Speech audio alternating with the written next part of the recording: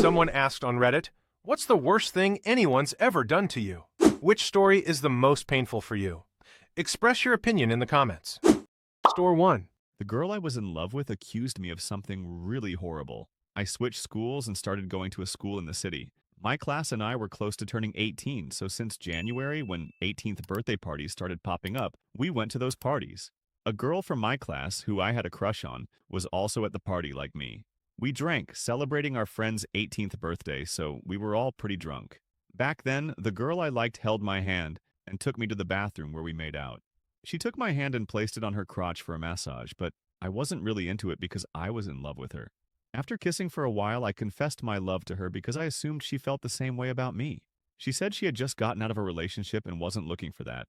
Then another 18th birthday party came along, and we made out again. Then there was a third birthday party. We made out there too, but that one was really bad.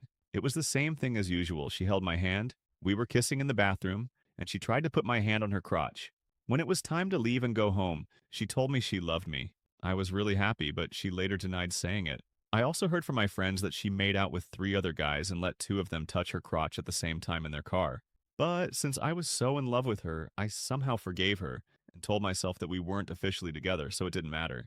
At her party, she kissed me, and she also invited 2 of her ex-boyfriends too. She told almost everyone that one of her ex-boyfriends wasn't invited, but that he showed up unexpectedly. She gave a hot dance performance with her second ex-boyfriend and kissed both him and me. Now the story gets really interesting. I'm surprised I didn't see all these red flags. So a few months later in May, I decided it was time to stop and end the friendship. A few days later, I found out her second ex-boyfriend was accused of sexual assault. And 3 months after that, I heard that she accused me too. That really broke me. When she went out to clubs during parties, she would send me videos of how many guys would get close to her and how she hooked up with one of them. All this happened in 6 months. To this day, I have nightmares, struggle to confess my love to anyone, and have trust issues. What makes it even harder to forget is that she was the first girl I kissed and the first person I ever confessed my love to. Now, to me, she's like someone who doesn't exist in this world anymore. Store 2. I never really understood why they abandoned me, but that's how it all started. At the beginning of my junior year of high school, I had a friend group with whom I spent some amazing times in the past. It was 4 guys, including me, and 3 girls, and we did almost everything together. Towards the end of the year, they started excluding me and hanging out without me, lying about it, and pretty much completely isolating me. They kept telling me that nothing was wrong and that there wasn't anything I did to deserve being treated that way. It was just scheduling conflicts or something else. Still, I kept trying to organize things for us to do together, but I was always ignored or lied to. The last straw came after the school year ended. I had always wanted to plan a trip for the 7 of us, but nobody else seemed interested. Then, just a few weeks before my senior year, I got messages from 6 of them about the trip. By that point, I was so hurt that I finally stopped asking myself what went wrong or why I was being left out. The way they treated me ate away at my mental health throughout the summer and my senior year. I'd still see some of them in class and they'd try to act friendly, but I just responded politely to keep things civil. The weight of all my closest friends abandoning me for no reason stayed with me for years, and I credit the way they treated me as the cause of most of the mental health and self-worth issues that I still struggle with today. I still see occasional pictures of all of them together, and they've come back to my hometown for holidays around the same time as I have, but thankfully I no longer feel the need to be included or to expect an apology. They couldn't see anything wrong on their end. It took me a while to realize that most of them were just narcissists, and the rest were too shy to speak up about anything. Now I have an amazing group of friends around me who treat me 1,000 times better than they ever did. Story 3. For 25 years, what I thought was love was really just a selfish power game. Toward the end of my failed marriage, our third marriage counselor, by the way, they asked what I thought was stopping things from getting better. I said I couldn't understand why when I asked him to say something about me, something nice. He couldn't do something so simple.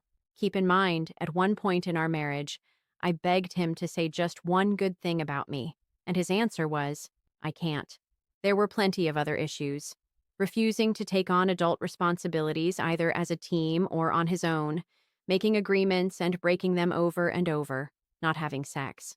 But what I couldn't wrap my head around was why someone who claimed to love me and wanted to stay married wouldn't do something that seemed like basic human decency. It took him a long time to answer, but this is what he finally said. Throughout our marriage, I've always been aware of the power dynamics between us. I see you as strong, and I see myself as weak. So when you ask me to do something and I don't do it, seeing you get upset or cry makes me feel strong. Also, in any relationship, the person who wants it the least has the most power. That explained everything about our marriage. Why asking for something guaranteed, I wouldn't get it. Why my efforts to make things better always ended up making them worse. It had never crossed my mind that someone could think this way, that someone could be this cruel, because I'm not a selfish, passive-aggressive sadist. I gave my life to that man, bore his children, did everything I could for our family's well-being. I carried way more of the burden because he just didn't show up. Either I did it or it didn't get done. And he treated me like that. That's how much he valued me and our marriage. I wasted almost 25 years of my life on someone I'll never get back. Our shared parenting responsibilities will be much less involved by next year, and I'm counting down the days until I never have to see his disgusting fat face again. I hope he burns in hell. Story 4. I spent years putting in love and effort, but all I got in return was jealousy, accusations, and manipulation. I dated a woman for a while and eventually started taking care of her young kids. Stepping into the role of a step-parent for years, I invested tons of time, energy, and resources into them as a family.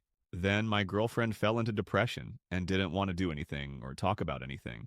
Life went on around her, and when she saw me spending time with her kids instead of just sitting on the couch doing nothing like her, she got pathologically jealous and accused me of being too interested in young girls. I spent a long time trying to fix the situation and salvage the relationship because I felt connected to us as a family. After the therapist made it clear the issue wasn't me, I spent a long time paying out of pocket for counseling for us, and just for her too. She never took responsibility for the accusation or the effects it had. She thought she could just dismiss it whenever she wanted, like she was accusing me of something as trivial as leaving the toilet seat up. She acted like I was the one making it a big deal.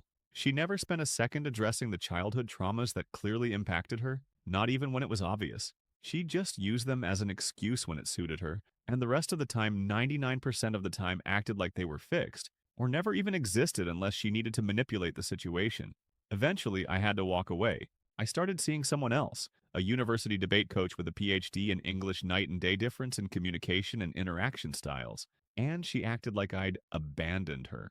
She even cheated on me when I finally upheld my promise to leave, as if she had put in any effort on her end to fix things in the first place. Now, years later, I still hear from one of the kids who's now in their 30s and just had a baby. At least 2 of my ex's adult kids don't even talk to her anymore. I've never tried to build a family again, but I've had a very fulfilling love life ever since.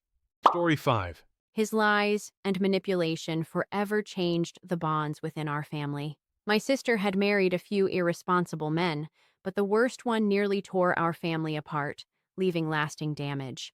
In the early 2000s, she and her kids convinced my mom to move to their state so we could all be closer.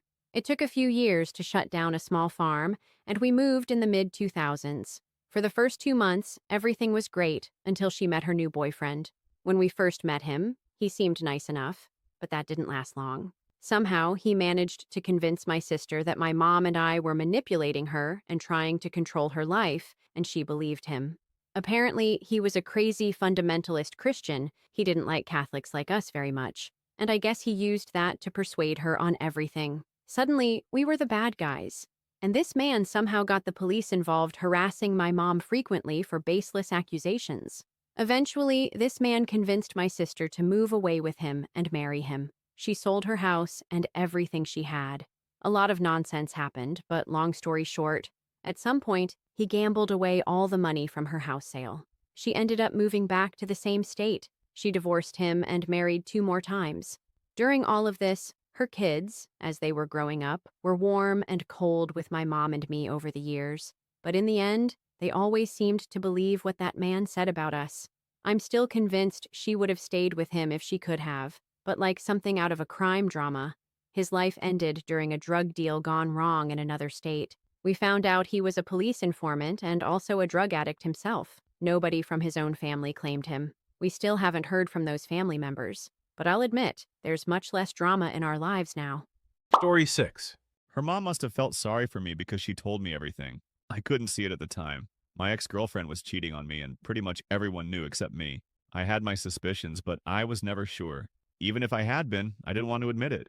One day her mom called me and said, "Please break up with her. Can't you see it? She's cheating on you. She's been cheating on you for a long time, and she can't even hide it anymore. She doesn't deserve you. She's not worth it. Please, you deserve better." That day, I was devastated. I had to pull over while driving and just hug my sister until I stopped crying. That's when I realized I was worth so much more than I thought, and that love really does make you blind. If you have a story you would like to share, please share it with us in the comments. Also, subscribe to my channel for more Reddit stories like this. And don't forget to turn on notifications. Take care, friends.